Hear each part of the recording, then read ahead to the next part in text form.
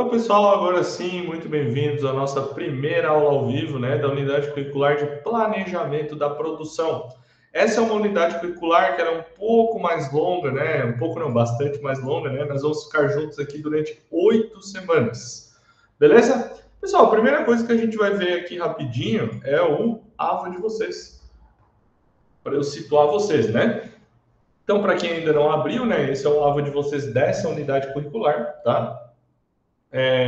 Tem os links padrões aí que vocês já estão acostumados, né? Daí a gente tem aqui o roteiro de estudos, que depois eu vou abrir para vocês darem, para a gente conversar um pouco sobre o roteiro de estudos. Tem o cronograma completo do curso, né? Que vocês já sabem, que são todas as unidades curriculares do curso, data de início e data de fim. Todos os materiais online, né? E eu sempre digo para os alunos, né? Vocês querem saber o tamanho de uma unidade curricular, vocês venham aqui e vejam quanto material tem aqui, né? Que geralmente unidades curriculares grandes, a gente tem bastante material aqui. Então, tudo isso está indicado lá no roteiro de estudos, tá? Aqui a aula ao vivo, né? Onde vocês entram tanto para a aula ao vivo, quanto para o Tira Dúvidas, que depois eu vou falar mais na frente o que é. Aqui é onde vocês enviam as dúvidas de vocês, daí tem uma diferença, tá? Esse Tira Dúvidas que fica aqui, ele é por chat, tá? Então vocês mandam ali, a hora que eu abro o AVA, eu vou ali e respondo, ok? O Tira Dúvidas que está no roteiro de estudos de vocês, ele é ao vivo, é como se fosse a aula aqui, né? Só que é somente para vocês tirarem dúvidas, tá? Então nós teremos aqui nessa unidade curricular 2 avaliações online, tá? A primeira abre dia 14 de abril, que é daqui, não semana que vem, na outra, tá? E a segunda, dia 19 de maio, tá? Então, um pouquinho mais para frente, tá? Mas até lá a gente tem bastante coisa para ver, beleza? E era isso, pessoal. Esse é o alvo de vocês, tá? Deixa eu abrir o roteiro de estudos aqui para mostrar para vocês. Vamos lá. Deixa eu fechar essa câmera aí aqui. Os microfones eu vou deixar aberto, tá? Caso alguém... A gente está em pouca gente aí, caso alguém queira falar, aí fica à vontade. Então, pessoal, esse é o roteiro de estudos de vocês, tá? Uma coisa que eu quero que vocês se atentem, tá? É na aba participar. Por quê? Porque nessa unidade curricular nós vamos ter um negócio que se chama Tira Dúvidas ao Vivo, tá? Aquele link que está lá no AVA é o fórum de dúvidas, ok? Vocês mandam a mensagem lá, quando eu entro no AVA eu respondo, tá? O que vai ter semana que vem? Ó, participar. Tira dúvidas ao vivo. O que é o Tira Dúvidas ao vivo, tá? Caso vocês venham a ter uma dúvida durante a semana ou queiram perguntar alguma coisa, vocês entram pelo mesmo link da aula ao vivo, na sexta-feira, às 18 horas, e entre 18 e 19 horas eu vou estar aqui com a câmera aberta, tal, disponível para tirar dúvidas de vocês. Ah, professor, eu não tenho dúvida nenhuma. Tudo certo, não precisa entrar no link. Caso vocês tenham dúvida, vocês venham para o Tira Dúvidas, tá? Então, semana que vem, já estou avisando, não tem essa aula ao vivo com slide, etc., eu falando até mais tarde, tá? Até 18 às 20 e tal, não tem. Semana que vem eu tiro dúvidas, tá? Na terceira semana a gente vai e volta com a aula ao vivo, ó. Então é importante vocês notarem, ó. Primeira semana, aula ao vivo, que é hoje. Segunda semana, tira dúvidas. Terceira semana, aula ao vivo. Quarta semana, tira dúvidas, certo? Depois, na quinta semana, aula ao vivo. Sexta semana, aula ao vivo. Professor. Oi, pode falar, Gisele. Boa noite. Então, quer dizer que próxima semana só tira dúvida, não vai ter aula. Perfeito. É isso aí. Então tá. Certo. Porque para essa unidade curricular nós temos 2 tira-dúvidas desse programado. Um para a segunda semana, que é a semana que vem, e um para a quarta semana. Aí depois, daí o resto é tudo aula ao vivo. Então é importante que vocês venham toda semana e olhem o roteiro de estudos para saber o que vocês precisam estudar, obviamente, e se vai ter aula ou tira dúvidas, tá? Mas já adiantando para vocês, né, a gente vai ter tira dúvida na segunda e na quarta semana, beleza? E depois o resto é tudo aula ao vivo. Fechou? E as avaliações online são terceira semana a primeira e sétima semana a segunda avaliação. Combinados? E daí aulas presenciais tem aqui, ó, tudo que vocês vão fazer, tá? Eu já falei para os outros colegas de vocês que a gente estava conversando antes. Primeira aula presencial, vocês vão fazer vão ler uma situação, vão fazer um brainstorming, depois vocês vão ter que fazer um diagrama explicando como é que vocês vão resolver aquele problema, etc, etc. Só para vocês saberem o que vocês têm que fazer lá no presencial, beleza? Fechou? Alguma dúvida, pessoal, do calendário, alguma coisa assim, do roteiro de estudos? Até agora não, depois eu vou dar uma olhada direitinho.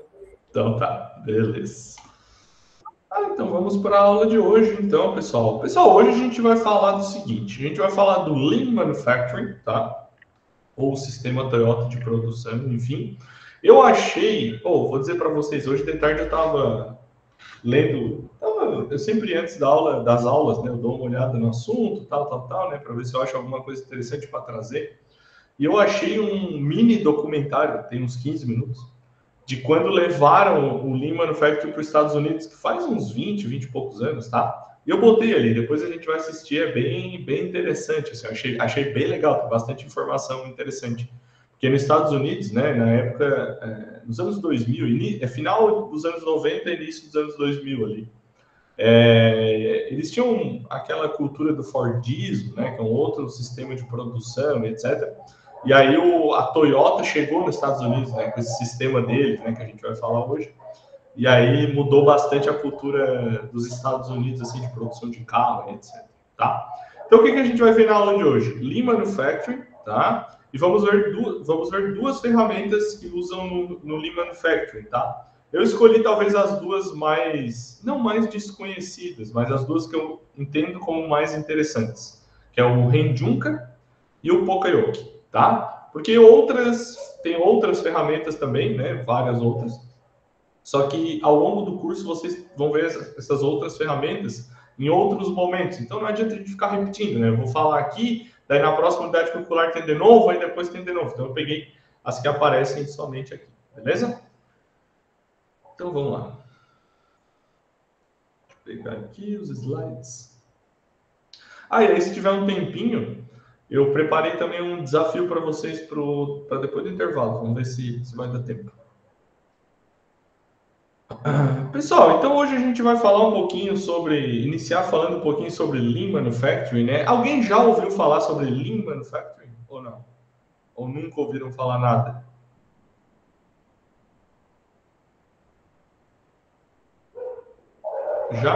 Já? Show de bola. Então, pessoal, o Lean Manufacturing, né, quando a gente fala de Lean Manufacturing, ele não é uma ferramenta, né? Algumas pessoas tratam como uma ferramenta, mas ele não é uma ferramenta, tá? Ele é um sistema. E aí, um sistema é feito de várias ferramentas, né? Para que é o sistema do Lean Manufacturing? É um sistema de gestão. Então, ele é totalmente focado para gestão. O objetivo do Lean Manufacturing é a gente sempre buscar aumentar a eficiência e a produtividade da fábrica, certo? Essas melhorias, né, de aumentar a produtividade, aumentar a eficiência, elas são, como é que eu vou dizer para vocês? Elas são realizadas ou são transformadas através de redução de erros e redundâncias na produção industrial. Alguém sabe me dizer, ou ninguém sabe o que é uma redundância?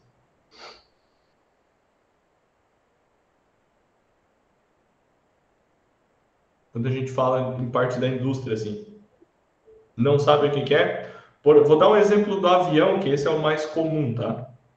Por exemplo, tá? Por que o avião tem duas turbinas?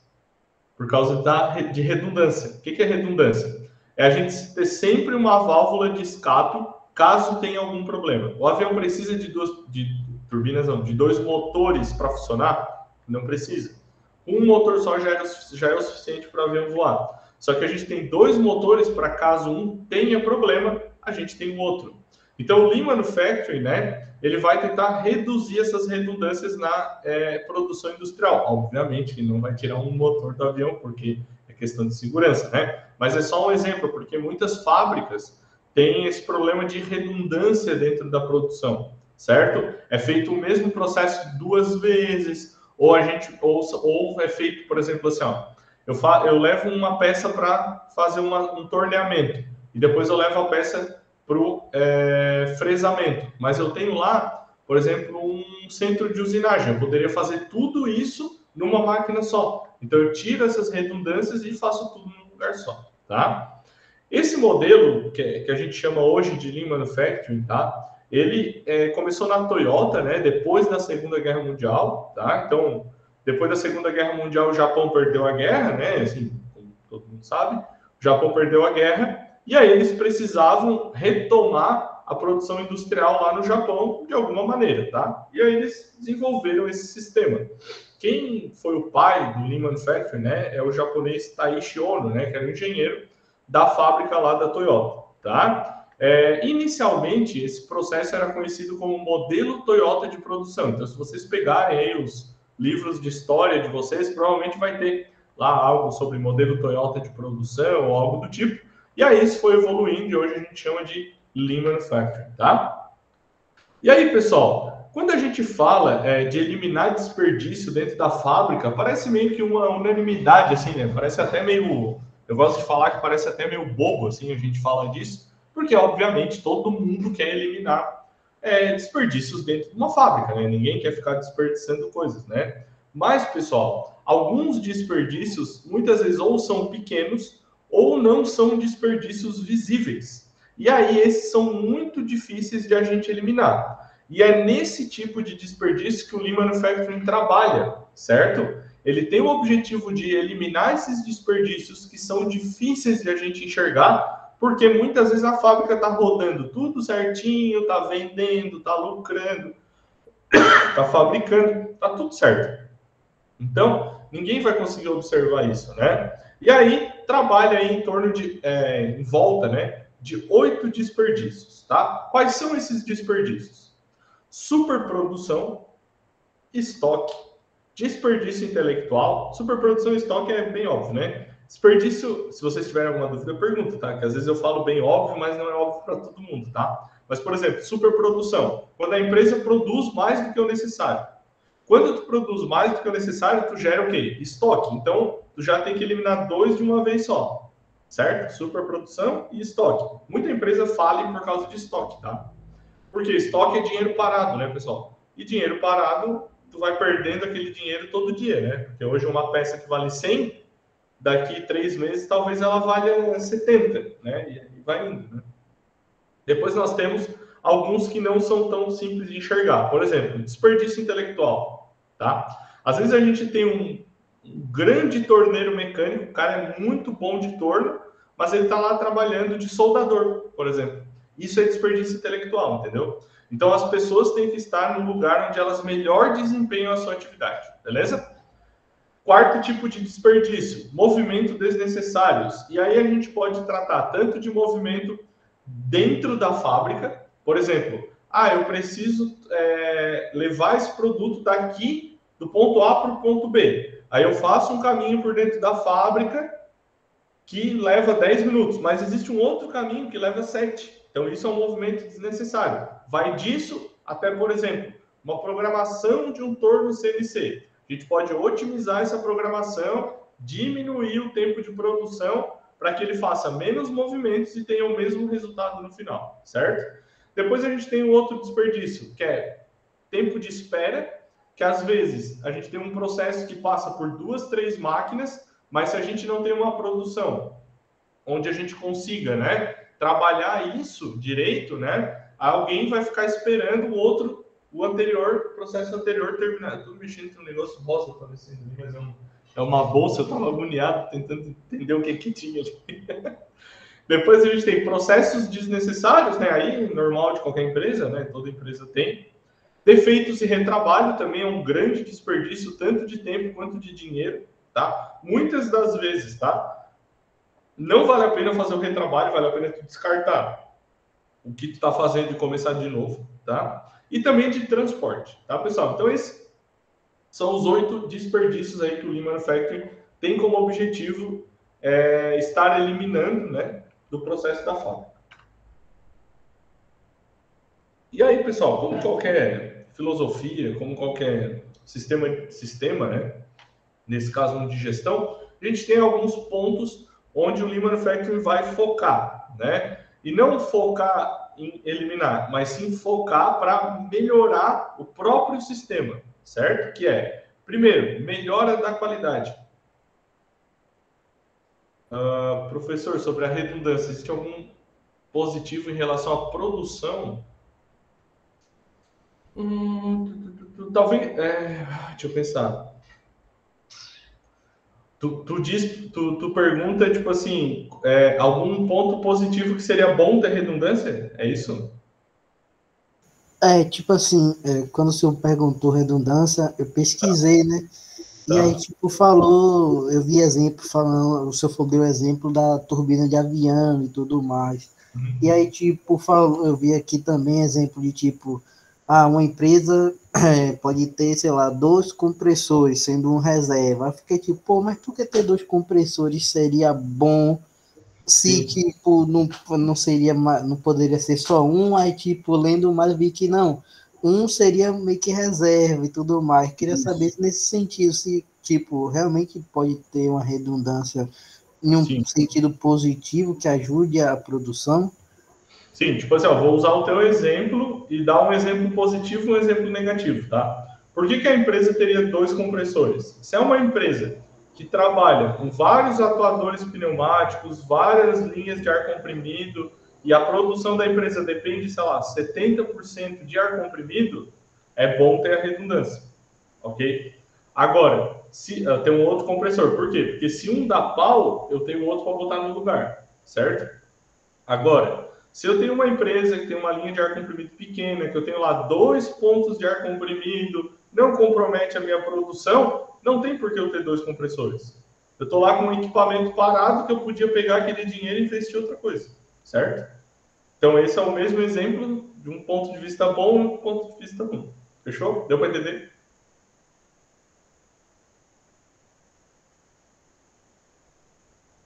Fechou. Então tá. Então, Repete pessoal, de novo aí, professor. repito, claro. Por exemplo, uma empresa tem 2 compressores, tá? O primeiro que eu vou falar é do aspecto bom, ter uma redundância nesses compressores.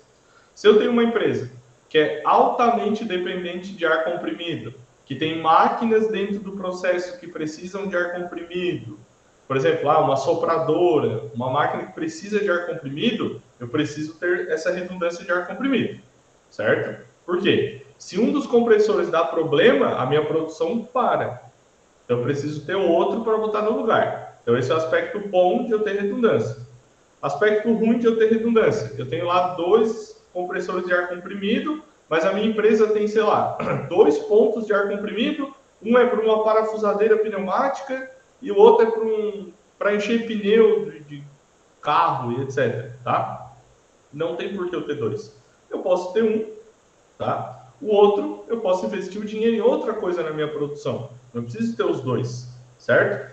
Professor, um deu problema. Beleza, daí tu usa a parafusadeira pneumática, eu uso uma parafusadeira elétrica, por exemplo. Não muda muito o processo, certo? Deu para entender? Deu sim. Deu. Fechou então. Então, pessoal, dentro dessa filosofia do Lean, né, do sistema de gestão Lean, a gente tem alguns focos, né? O primeiro é uma melhora na qualidade, tanto do produto quanto do serviço, né? Então, boa parte dessas atividades em uma produção enxuta, né, que é o que o Lean Manufacturing emprega, ela é dedicada a encontrar melhorias continuamente, tá? Então, por isso que também algumas ou várias ferramentas do Lean Manufacturing são de melhoria contínua, né? Ele está sempre procurando melhorar continuamente, ok? E na medida que as falhas vão aparecendo, algumas novas técnicas para a gente resolver essas falhas vão surgindo, né? E vão encontrando as causas dos problemas, vão prevenindo, vão arrumando o que está de errado e, consequentemente, né, o nível de qualidade do meu produto vai aumentando. Segundo ponto, melhora na gestão visual. Se a gente faz de maneira correta, né, o Lean Manufacturing, a gente vai ter uma mexida, vamos dizer assim, tá? No aspecto da fábrica, no layout da fábrica, onde as máquinas estão, onde os escritórios estão, tá? Para quê? Para que qualquer pessoa que chegue na fábrica consiga visualizar a fábrica em apenas um escaneamento visual. Então a pessoa passa o olho em tudo e consegue enxergar a fábrica inteira.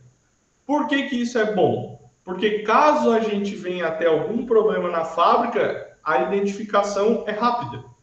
Qualquer pessoa que bater o olho vai ver que tem algum problema acontecendo, certo? Então essa é uma melhora de gestão visual que o Lean Manufacturing traz. Depois a gente tem uma questão de uma maior segurança no ambiente de trabalho. Então uma das ferramentas dentro do Lean Manufacturing é o 5S. O 5S lá são as 5 práticas que vão por dentro de todos os níveis de hierarquia da empresa, que tem os 5 sensos, né? Utilização, ordenação, limpeza, higiene e saúde e autodisciplina. E isso acaba tornando o ambiente muito mais seguro, né? E muito mais saudável. A gente tem também a melhora no clima organizacional. Então, quando todos os funcionários estão envolvidos com o Lean Manufacturing, né, nessa metodologia, isso faz com que todos os membros da empresa se sintam um pouco mais parte do negócio, né? E que todos trabalhem juntos aí para melhores resultados, beleza? E aí, a gente tem várias ferramentas aí que podem ser usadas no Lean Manufacturing, né? Ah, professor, precisa usar todas? Não e nem deve, tá? Geralmente a gente escolhe cada ferramenta ela é específica para alguma coisa. Eu não consigo usar todas as ferramentas ao mesmo tempo. Geralmente a gente vai usar 2, 3, 4. Muitas vezes uma ferramenta complementa a outra, né? E assim por diante, ok? Algumas que a gente usa, né? O 5S, o Jidoka, o Just in Time, o Kanban, Kaizen, PDCA, TPM, Renjunka, Andon, os KPIs e a SMED, né? Então essas são algumas que o Lean Manufacturing usa, tá? A gente vai falar hoje sobre... nem botei o Poka-yoke aqui. Renjunka e Poka-yoke, beleza? Mas antes, a gente vai ver esse mini documentário sobre como, né, a Toyota com o sistema Toyota de produção e o Lean Manufacturing revolucionaram a indústria automotiva e a indústria de maneira geral, tá? Vamos lá. Abril de 2001, um manual secreto de uso interno de uma das maiores empresas japonesas é... Tá dando para ouvir?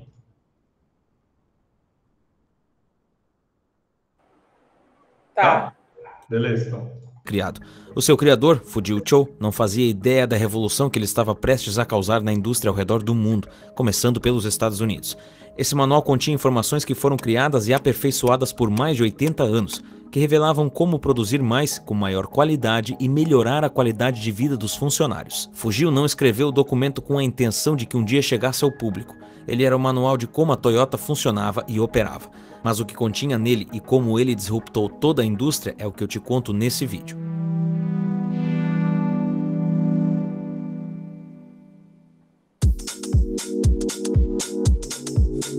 Olhando a Toyota hoje e tudo que ela fez para revolucionar a indústria, parece que sempre foi assim, boa gestão e prosperidade. Até parece que a Toyota teve um caminho fácil, porque cresce desde a Segunda Guerra Mundial e tem um histórico de lucros consistentes. Mas não foi bem assim. Após a Segunda Guerra, a empresa entrou em uma grande crise e a reação foi detalhar formalmente a cultura do modelo Toyota, que enfatiza confiança mútua e respeito por todas as pessoas que de alguma forma estão envolvidas com a empresa. Mas a história Toyota começou muito antes da fabricação de carros. Para promover o desenvolvimento, o governo japonês encorajou a criação de indústrias de pequeno porte que se espalharam por todo o Japão. E no final do século XIX, a tecelagem era uma indústria importante dentro desse modelo. A família de Sakichi Toyoda estava no ramo da tecelagem e ele estava insatisfeito. Sakichi Toyoda é o fundador da Toyota, tá? Satisfeito com o trabalho duro que via sua mãe, sua avó e as amigas delas realizando na fiação e na tecelagem. Ele queria descobrir um jeito melhor de aliviar o sofrimento causado pelo trabalho braçal delas. Para isso, foi necessário colocar a mão na massa. Quando Sakichi desenvolveu seu primeiro tear automático, não havia uma fonte de energia para o tear. Assim, ele teve que resolver o problema da geração de energia. Os motores a vapor eram uma fonte mais comum de energia na época. Então, Sakichi comprou um motor a vapor usado e experimentou seus teares nessa fonte. Ele descobriu como fazer tudo funcionar por meio de tentativa e erro e experiência direta. Uma abordagem que mais tarde se tornaria parte do alicerce do modelo Toyota. E sem saber, em 1926, e com o objetivo de ajudar a sua família, ele acabou criando um modelo de gestão que seria muito estudado e serviria de inspiração para empresas até os dias de hoje. Então vocês imaginem, né? Ele começou com um tear automático, né? e saiu uma fábrica de carro, né?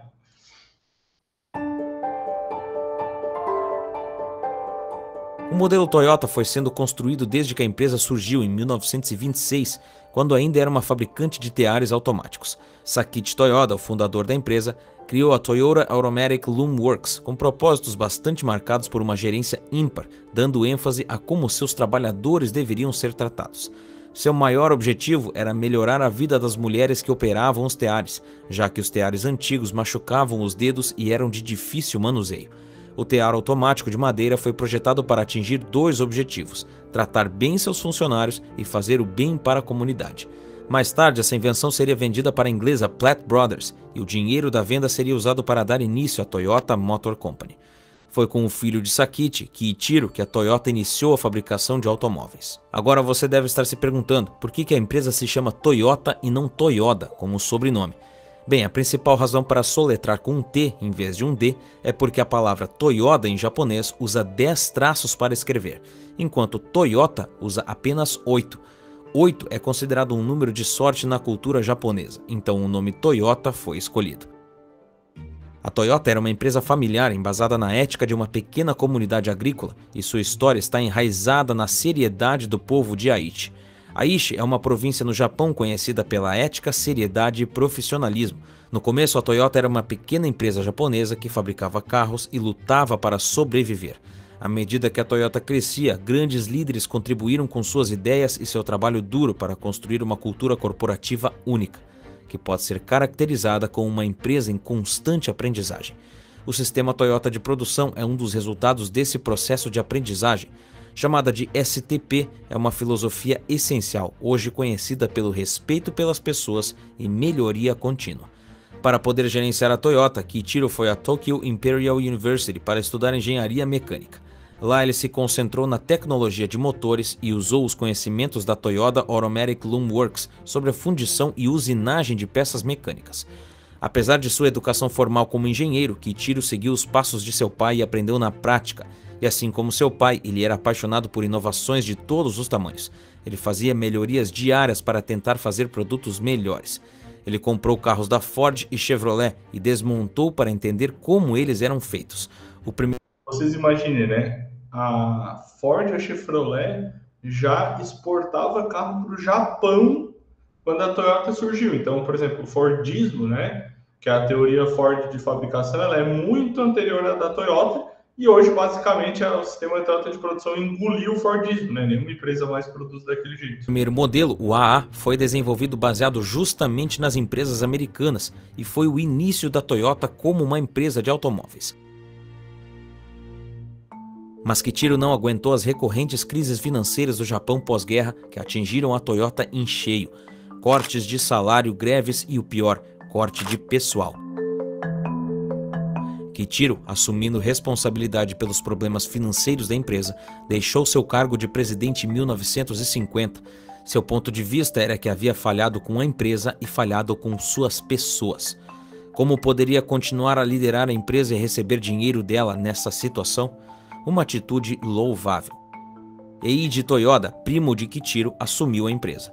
Ele liderou a Toyota durante décadas, nos tempos difíceis, quando a empresa lutava pela sobrevivência, e na época de prosperidade, quando a Toyota se transformou em uma empresa mundial. Eiji nunca abandonou sua ideia sobre o que motiva a empresa. As pessoas são os bens mais importantes da Toyota e são determinantes para a ascensão e queda da Toyota.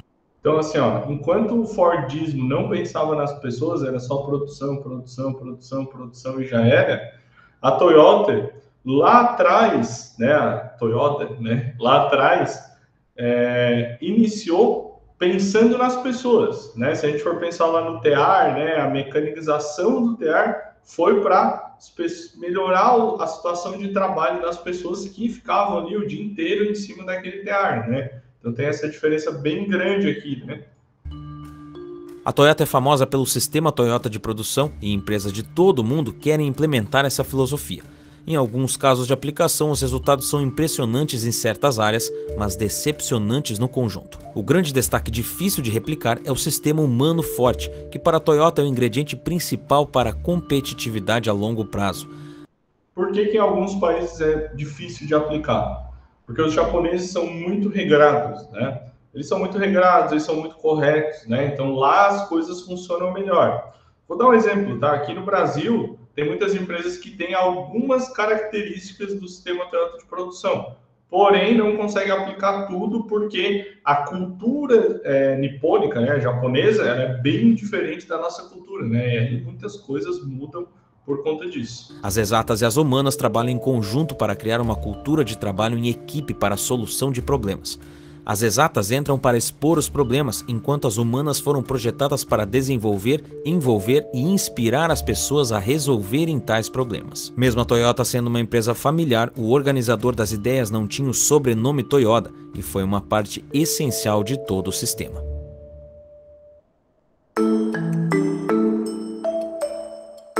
Taiichi Ohno, em seu livro Sistema Toyota de Produção, diz que é preciso entender que o mais importante não é o sistema, mas a criatividade dos seres humanos que selecionam e interpretam as informações. Pessoas e empresas estudam o sistema Toyota de produção por anos, então resumir ele seria como simplificar um problema complexo. Cultura é algo que pode ser compreendido, mas difícil de ser ensinado. Portanto, qualquer resumo do sistema Toyota de produção é simplificado demais. O próprio Taiichi concluiu isso. Existe uma história entre os funcionários da Toyota que Taiichi rasgou as primeiras versões que representavam o sistema Toyota de produção porque achava que seria impossível descrever sua profundidade com uma simples ilustração e que seria uma perda de tempo sequer tentar. O sistema estava sempre em constante evolução. O primeiro princípio é colocar a mão na massa. Um termo utilizado é o Genchi Genbutsu, que em geral se refere a ver o problema pessoalmente para entendê-lo em profundidade, sujando as mãos e aprendendo na prática. Sakichi Toyoda inventou o primeiro tear de madeira sujando suas mãos. Kichiro e Eiji Toyoda aprenderam um negócio automobilístico sujando suas mãos, desmontando carros americanos e estudando os detalhes de sua fabricação. Assim como as bases empresariais, o sistema Toyota de produção. Então, pessoal, o dono sempre estava presente, né, com a mão na massa, fazendo acontecer, para isso poder colocar, como eu falei, no funcionário aquela sensação de pertencimento, né? Então eles têm a sensação de pertencer àquela empresa, tá? Foi desenvolvido por Taiichi Ohno por meio de experimentos e tentativas. Dentro da cultura Toyota não existe essa coisa de se formar e já ser o especialista. Você precisa provar que é um especialista contribuindo de alguma maneira para elevar a sua experiência. A maneira como aprendemos evoluiu muito desde a criação do sistema Toyota de produção. Mas para Taiichi, aprender em sala de aula não era algo bom e os alunos eram levados ao chão de fábrica para que pudessem aprender na prática como as coisas funcionavam. Mas os tempos foram mudando e os conceitos precisavam ser exportáveis, especialmente porque a Toyota estava se tornando internacional. E para o modelo ser exportado, os processos precisavam ser documentados. E por isso, em 2001, nascia The Toyota Way, um conjunto de princípios de gestão do maior Toyota Way é como se fosse o caminho Toyota, tá? É a tradução. Fabricante do mundo. Caminho Toyota, o jeito Toyota, algo assim. Com um aumento tão rápido no número de funcionários fora do Japão, existia a necessidade de estabelecer um sistema global de gestão de pessoal. Isso se deu especialmente pela Toyota encontrar diferentes culturas de trabalho em diferentes países onde ela entrava, e era necessário compartilhar os valores centrais de gerenciamento da Toyota. O The Toyota Way reuniu a filosofia de gestão e os valores que foram passados como conhecimento implícito e os disponibilizou de forma sistemática e visual, de fácil compreensão. O The Toyota Way explicou os 5 conceitos-chave de desafio, Kaizen, Genchi Genbutsu, respeito. Então aqui já tinha uma das ferramentas que a gente usa hoje, né, do sistema de produção, que é o Kaizen, né? Já adiantando, porque ele fala no vídeo, se eu não me engano, mas as ferramentas foram surgindo em volta do sistema Toyota de produção, né? Ele não arrancou já com todas as ferramentas. Então começou, por exemplo, com o Kaizen, do Kaizen saiu outra coisa, da outra coisa saiu outra e assim por diante, tá? E trabalho em equipe, sob os 2 princípios principais de melhoria contínua e respeito pelas pessoas, e foi distribuído em forma de livreto para todas as afiliadas da Toyota dentro e fora do Japão. É aí que entra Fujio Chou, o presidente da Toyota e quem dirigiu a criação do Toyota Way. Ele afirmou: o Toyota Way define o DNA fundamental da empresa, que resume os elementos únicos e marcantes da cultura de nossa empresa, e sucesso para todos nós que trabalhamos. Peço a todos vocês que mantenham a atitude de se perguntar continuamente: isso é um Toyota Way? O modo como esse modelo e esse documento foram criados diz muito sobre a cultura da Toyota. Fujio Cho queria passar isso quando ainda era presidente de uma fábrica nos Estados Unidos, com o simples intuito de documentar o modelo Toyota, especialmente para ensinar aos gerentes americanos. O Toyota Way foi o início de um grande projeto de estruturação de funções e em constante evolução, e não ficou somente na fabricação, mas em todos os setores que pudessem ser estruturados, incluindo vendas, marketing e finanças. Tudo isso para que quando um novo funcionário entre para a empresa, ele possa aprender mais rapidamente sobre suas funções e a cultura da empresa. Mas claro que isso não viria sem suas dificuldades e percalços.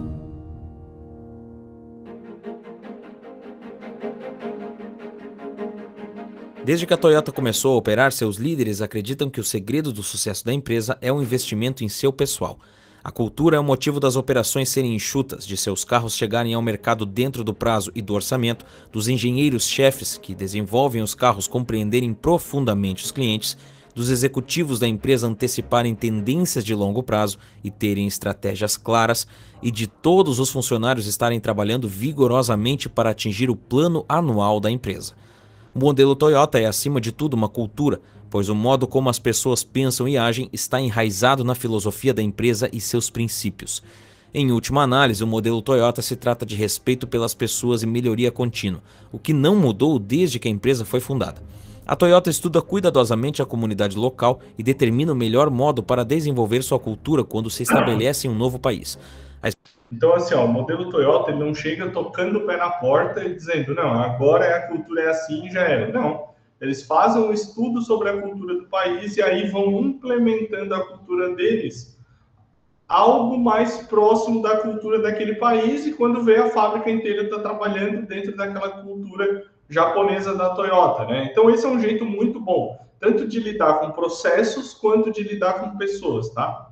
É a gente ir colocando a cultura em doses homeopáticas. A experiência ensinou a empresa que é preciso tempo e paciência. A Toyota Motor Manufacturing Company precisou de 15 anos em Georgetown, Kentucky, a primeira montadora de propriedade exclusiva da Toyota em solo americano.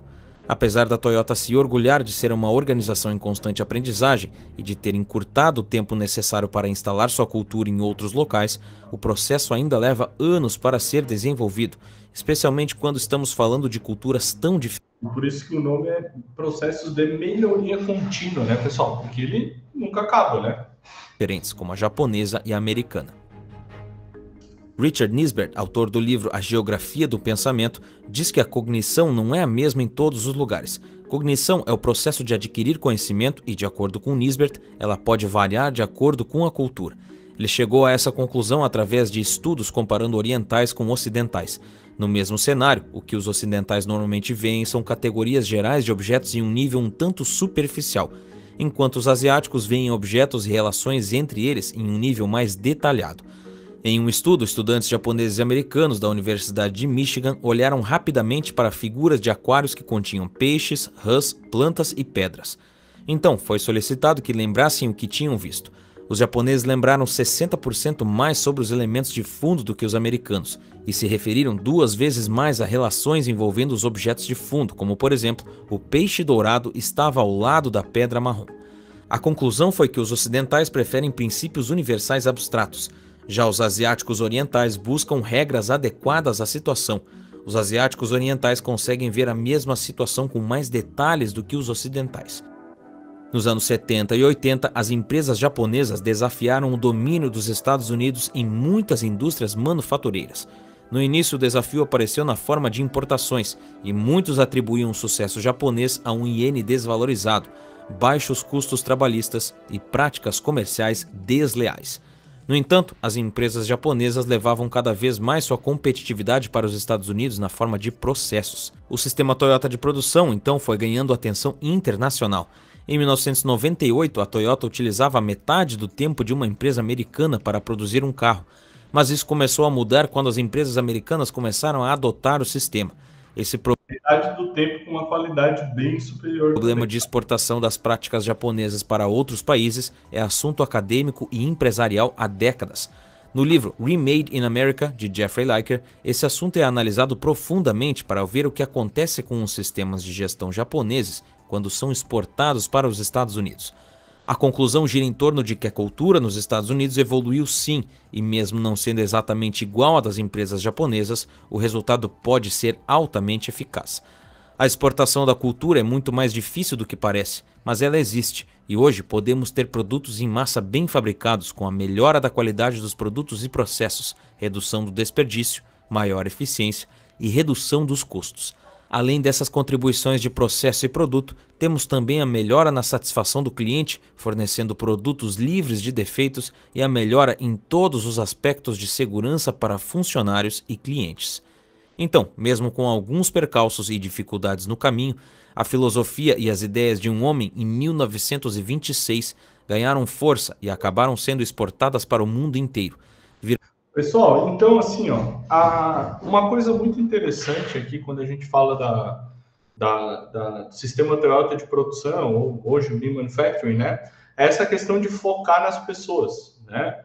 Então, somente focando nas pessoas é que a gente vai conseguir utilizar as ferramentas que permeiam hoje a volta, né, do Lean Manufacturing, do sistema Toyota de produção, né? E conseguir também colocar isso em prática. E é isso que a gente vai ver agora, né? Duas dessas ferramentas que são utilizadas, tá? Para vocês verem como é que funciona. Abril de 2000. A primeira ferramenta que a gente vai ver é o Renjunka, né? O Renjunka é basicamente o nivelamento do tipo e da quantidade de produção durante um período de tempo fixo, ok? O que isso faz com a empresa, tá? Isso permite que a produção da empresa atenda de uma forma mais eficiente todos os clientes, né? Isso evita grandes lotes, grandes estoques, grande custo de capital, grande mão de obra, tempo de produção. Então aqui a gente já elimina vários desperdícios daqueles que a gente viu lá que o Lean Manufacturing tem como objetivo eliminar. Então, pessoal, grandes lotes é o que os produtores de massa, né, produtores que fazem muitos produtos de uma vez só fazem. Então, por exemplo, ó, a Ford, quando começou, era um produtor de massa, como eu falei, lá a questão do Fordismo, né? Por quê? O dono da empresa lá, o Henry Ford, falava que qualquer cliente podia ter o modelo de carro que quisesse, da cor que eles quisessem, desde que fosse preto, né? Por quê? Por quê? Porque o Fordismo pregava em a gente produzir tudo igual. Então, eles produziam, por exemplo, lotes de 300, 400 carros, Ford modelo A, tudo preto. Então, era em grande massa, né? E o Lean Manufacturing é ao contrário, né? Que é diminuir isso, né? Focado um pouco menos em estoque, né? E aí, pessoal, a maior parte das empresas é cíclicas, né? A gente não consegue ter uma empresa que produz 300 produtos em janeiro, 300 em fevereiro, 300 em março, 300 em abril. Não é assim que funciona uma empresa, né? Geralmente ela produz, por exemplo, 100 em janeiro, 200 em fevereiro, 300 em março, 200 em abril, 400 em maio e assim por diante, tá? Isso é variável, né? Então, a gente vai ter pico ou queda, né, de produção ao longo do tempo, tá? E o Renjunka faz o quê? Ele pega esses picos e essas diminuições e nivela. Então, a gente consegue ter um sistema de produção em que eu vou produzir 50 em janeiro, 50 em fevereiro, 50 em março, 50 em abril, 50... Tipo, tudo a mesma quantidade e mesmo assim eu vou conseguir dar conta da demanda, tá?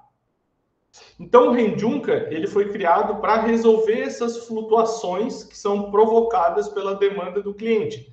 Então, o Renjunka, ele monta ali um mix, né, de modelos de produtos dentro de cada lote, e isso garante que eu tenha um estoque do produto que seja proporcional a essa variação de compra ou variação de demanda, tá?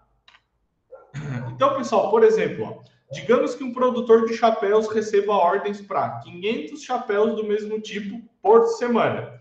200 na segunda, 100 na terça, 50 na quarta, 100 na quinta e 100 na sexta. Totalizando 500 chapéus, tá? Em vez de ele tentar atender a demanda em sequência das ordens, né? Então, fazer 200 na segunda, fazer 100 na terça, fazer 50 na quarta e assim por diante, tá? O produtor de chapéus usaria o Renjunka para nivelar a demanda. Então, ele vai produzir um inventário, um estoque pequeno, de 100 chapéus perto do transporte de cumprir as ordens da segunda. Tá? Então, por exemplo, no sábado ou na sexta anterior, ele vai produzir 100 chapéus e deixar lá guardado. Então, todas as segunda-feiras, eles vai ter 100 chapéus disponíveis para entregar. E o resto da semana, ele vai produzir 100 chapéus por dia. E mesmo assim, ele vai conseguir entregar os produtos da mesma maneira, tá? O inventário, ele pode, né, ou o estoque, parecer um pouco estranho, né, quando a gente fala de Lean Manufacturing. Mas, né, esse é o sistema Toyota de produção, é o modo com que eles fazem, né, para sempre ter o produto e conseguir fazer a mesma produção, não ter esses picos e vales de produção. Eu trouxe um videozinho esse bem mais curto aí para a gente ver. Dando sequência, então, pessoal, o primeiro ponto para a gente aplicar o Rejunca é estabelecer quais são os produtos que eu tenho dentro da minha fábrica. Aqui eu vou dar um exemplo de produto A, B, C e D. E aí eu vou avaliar as vendas. Aqui eu vou dar um exemplo das vendas da semana passada. Então, as vendas aqui do produto A foram 10, do produto B foram 20, do produto C foram 25 e do produto D foram 15. Então, aqui a gente já tem uma variabilidade de demanda, né? Cada produto tem uma quantidade de venda, né? De acordo... A partir desse momento, o que a gente faz para começar a trabalhar com o Rejunca? A gente faz uma classificação. Então, em primeiro lugar, aqui a gente tem o produto C como mais vendido, com 25. Depois o produto V, com 20 minutos. Depois o produto D, com 15. E depois o produto A, com 10 minutos. Então, essa classificação é importante para estabelecer aí uma prioridade de produção para aquele produto que está tendo mais demanda. Na sequência, pessoal, então nós temos aqui uma capacidade que foi avaliada através do Tactic Time. Então, a capacidade aqui no nosso exemplo é de fabricar 14 itens por dia aqui nessa fábrica. Então, o ideal... O que ele quer dizer com isso? É que ele só consegue fabricar até 14 produtos por dia. Ele não consegue fabricar mais do que isso, né? É o limite dele de fabricação. Na sequência, então, pessoal... Voltou, apertei aqui um negócio, peraí. 14 itens por dia aqui nessa fábrica. Então, o ideal, se a gente for pensar no modo aí tradicional de produzir, é que na segunda a gente produzisse o item C, que é o que é mais, o que está vendendo mais, depois o produto B, depois o produto D e depois o produto A. Só que o que acontece? Quando eu trabalho dessa maneira, pessoal, por exemplo, se na segunda-feira a minha demanda muda e eu preciso de um produto B e eu produzir só o produto C, automaticamente eu não vou conseguir atender a demanda. Uma coisa importante para vocês saberem, Lean Manufacturing não, as ferramentas, eu já falei isso, né? Mas nem toda ferramenta serve para toda fábrica. Vou dar um exemplo, tá? Fundição, por exemplo, não tem como usar o Rejunca. Por quê? Porque eles limpam o forno no final da semana e aí eles começam a produzir os materiais nobres na segunda, menos nobres na terça, menos ainda na quarta e assim por diante, porque o forno vai sujando, né? Então, nem toda ferramenta serve para toda a indústria, tá? Então, essa é a magia do Lean Manufacturing, é a gente olhar a ferramenta e saber, não, aqui serve, aqui não serve, saber aplicar essas ferramentas no lugar correto. Então, pessoal, a partir do momento que nós alinhamos a capacidade da nossa linha, no caso aqui a nossa linha tem a capacidade de produzir 14 produtos por dia, a gente vai dividir esses produtos escalonados durante a semana, isso de um modo tradicional, sempre dando prioridade para aquele produto que teve mais venda. Então, o limite dele de fabricação são 14 produtos. Então, vocês percebam que nenhum dia da semana passou de 14 produtos. Ó, segunda 14, terça 11, mais 3, 14, quarta 14, quinta 3 mais 11, 14, sexta 10 mais 4, 14.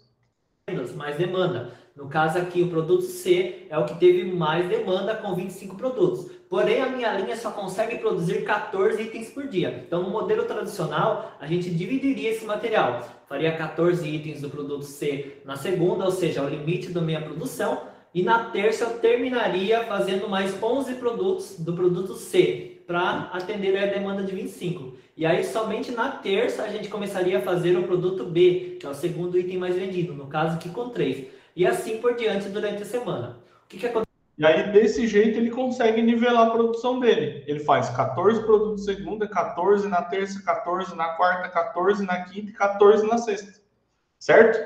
E aí, ele foge dessa variabilidade grande de produção, né, que ele tinha antes, né, onde ele produzia 20 e poucos não, né, mas ele tinha mais produtos na segunda, menos produtos na terça e assim por diante. Então esse é o Renjunga, beleza? A próxima ferramenta se chama Poka-Yoke, né? O Poka-Yoke é uma ferramenta, né, que é representada aí por simples dispositivos ou simples procedimentos que tem como objetivo, pessoal, prevenir o surgimento de erros em um processo produtivo, ok? Então, quando a gente ataca a causa de um erro, né, mesmo que seja conveniente, a gente tem que saber a origem desse erro, da onde é que saiu, por que surgiu esse erro, beleza? Então, pessoal, a prevenção de problemas, tá? Ela não vai ocorrer na fábrica do dia para a noite. A gente tem que estimular isso diariamente até que se torne um processo cultural, tá? E aí, pessoal, o Poka-Yoke trabalha nessa questão, né, de a gente ter uma menor probabilidade de ter algum tipo de erro operacional. Dentro do Poka-Yoke, nós temos 4 modalidades. Poka-Yoke de prevenção, de detecção, de valor fixo e de etapas, beleza? O de prevenção é a primeira modalidade geralmente que as empresas adotam, tá? Por quê? O de prevenção o objetivo dele é eliminar de vez aquela causa geradora de erro, né? Então ele vai direto na causa, que pode ser ligados, né, a várias possibilidades, ok? E esse Poka-Yoke de prevenção, ele pode ser comparado como um pendrive, por exemplo, tá? O pendrive, ele tem um tipo de ranhura para que ele encaixe no buraco ali USB de um jeito só, né? Então ele não encaixa nem assim trocado, nem assim, de um jeito só. Então esse é o Poka-Yoke de prevenção, né? Que previne, né, que dê algo errado, certo? Então, por exemplo, o pendrive, ele é feito daquele jeito para prevenir que as pessoas consigam usar, certo? Por quê? Se a pessoa conseguisse ligar um pendrive ao contrário, não ia conseguir usar, certo? Então, esse é um Poka-Yoke de prevenção. O Poka-Yoke de detecção, ele tem 2 modalidades, a de controle e a de advertência. O de controle vai interromper o meu processo quando ocorrer um erro operacional. E isso faz com que eu procure uma resolução imediata para combater o problema. E o de advertência vai nos advertir, né, usando sinais sonoros ou sinais visuais quando surgir algum tipo de erro, né? Isso vai informar o operário, né, que tem algum problema acontecendo. Por isso que eu falei lá no começo que a gestão visual do Lean Manufacturing é tão importante. Por quê? Se alguma máquina tiver com problema, eu bato o olho e eu vejo que está com problema. Porque eu tenho lá um Poka-Yoke de advertência, por exemplo. Certo? Depois a gente tem o Poka-Yoke de valor fixo, tá? Que é, por exemplo, assim, ó. Poka-Yoke de valor fixo é usado em montagens, por exemplo, tá? Por quê? Para o Poka-Yoke... fabricação. Montagens é o de etapas. Então, por exemplo, eu trabalho num torno mecânico, certo? Então eu vou produzir lá um eixo de aço com furo, etc, tá? O Poka-Yoke de valor fixo garante que eu precise fazer um valor X de movimentos para que aquela peça fique do jeito que tem que ficar. Então, por exemplo, eu preciso fazer 40 movimentos para que aquela peça fique do jeito que está. Se eu fizer 30 movimentos, ela não vai ficar perfeita. Ela só vai ficar perfeita com 40 movimentos. E o Poka-Yoke de etapas evita falha na hora de execução. Então, alguma montagem de estrutura ou algo do tipo, tá? Ou montagem de produto ou algo assim. Por quê? O Poka-Yoke de etapa, ele tem como objetivo que eu faça um número X de operações para que aquela montagem dê certo. Certo? Então, por exemplo, eu estou montando lá um mecanismo, ok? Então, eu preciso passar por 15 etapas para garantir a montagem. É como se fosse uma montagem de Lego, né? Que a gente precisa olhar no manual e ver todas as etapas de montagem. Se eu pular alguma, eu não vou conseguir o resultado final, certo? Então, esse é o Poka-Yoke de etapas. Esse é um videozinho bem curtinho, até dos shorts do YouTube, que eu gosto de exemplificar, tá? Então, uma esteira onde passam essas porcas aqui, né, que tem essa rebarba aqui no final. Só que elas só, lá no final, essas porcas elas são montadas em uma outra máquina. Só que ela só pode ser montada se a rebarba estiver para o lado de baixo. O que o pessoal fez? Colocou um metal aqui, né? Um fio metálico aqui, que consiga, toda vez que a porca estiver virada para um lado que não é o lado correto, faz com que essa porca gire e fique do lado correto. E quando ela estiver do lado correto, ela passa por baixo do fio metálico. Ó. Essa aqui está do lado correto, então ela passa. Essa aqui está ao contrário, então ela vai virar. Ó. Essa também. Essa está do lado correto. Ela passa. Então esse é um Poka-Yoke, né? Para resolver um tipo de problema aqui. Então o Poka-Yoke tem esse objetivo. Beleza? Alguma dúvida? Volta aí o vídeo, professor, de novo. Volta o vídeo?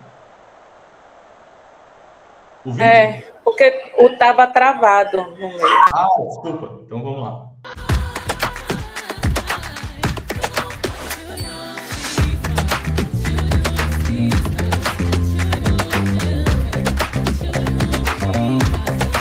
Deu de ver? Deu. Deu de ver agora? Parou. Travou. Não, parou porque eu parei, mas deu de ver? Ah, deu sim para ver. Deu? Tá Então dando. tá. Então esse é um Poka-Yoke aí para resolver esse problema que as porcas lá no final teriam que cair todas com aquela rebarba para baixo. Beleza? Alguma dúvida ainda, pessoal? Eu ia fazer 10 minutinhos de intervalo, mas nós vamos tocar direto, porque senão não vai dar tempo de nós fazer a atividade, tá? Que eu preparei. Então vamos lá para a atividade já direto. Semana que vem eu dou o intervalo. A atividade é o seguinte. A Auto Parts SA é uma empresa do setor automotivo que fabrica componentes para a montadora de veículos. A empresa enfrenta desafios na sua linha de montagem de suportes metálicos para motores. Atualmente, o processo produtivo passa por dois grandes problemas. Primeiro, variação da demanda. Durante a semana, há grandes oscilações dos pedidos. Às segundas e terças, a fábrica recebe uma alta carga de pedidos, enquanto na quinta e na sexta, o volume de produção cai drasticamente. Essa variação causa uma sobrecarga nos operadores no início da semana e uma ociosidade mais para o final da semana.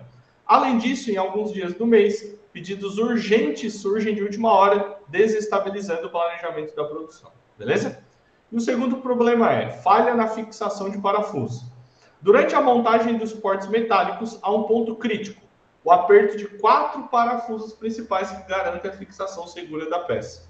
Recentemente, a empresa identificou que, em 5% das unidades produzidas, pelo menos um dos parafusos não foi apertado corretamente, o que representa um risco à segurança do produto e pode gerar um retrabalho ou até devolução desses produtos. Os supervisores já orientam os operadores sobre a importância desse passo, mas o erro continua acontecendo esporadicamente, tá? E aí, pessoal, vocês vão usar uma técnica vão usar o Renjunka e o Poka-Yoke para resolver esse problema. No Renjunka, como a empresa pode aplicar o Renjunka para minimizar os impactos da variação da demanda e melhorar o fluxo de produção? Então, vocês vão responder a primeira pergunta. E a segunda é: proponha uma solução prática para evitar a falha no aperto dos parafusos e garantir que todos sejam fixados corretamente usando aí algum dos Poka-Yoke. Beleza? Deu para entender?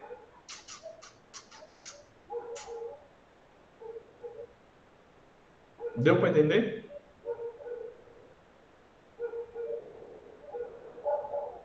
Deu? Então tá. Então eu vou dar aí 20 minutos para vocês fazerem até 7h45. Conforme vocês forem terminando, antes das 7h45, vocês vão me avisando, porque daí como a gente está em pouca gente aqui, se terminar antes, não tem porque todo mundo ficar esperando também, tá? Então, pessoal, qualquer dúvida, vocês me chamem aqui no chat, tá? Eu só vou ali pegar uma água rapidinho e já estou de volta.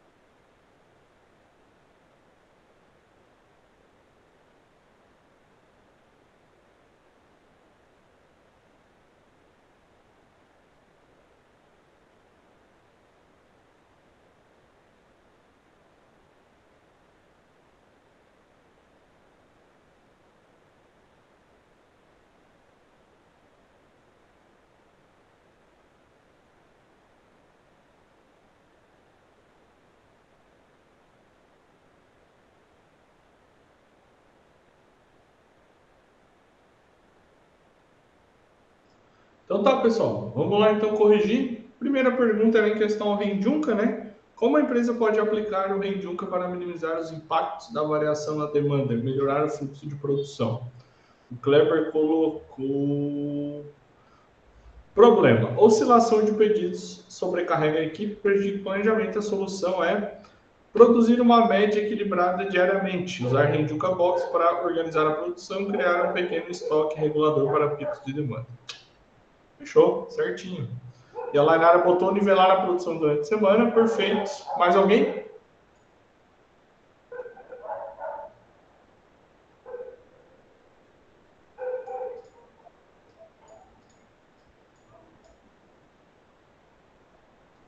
Mais alguém quer responder a primeira?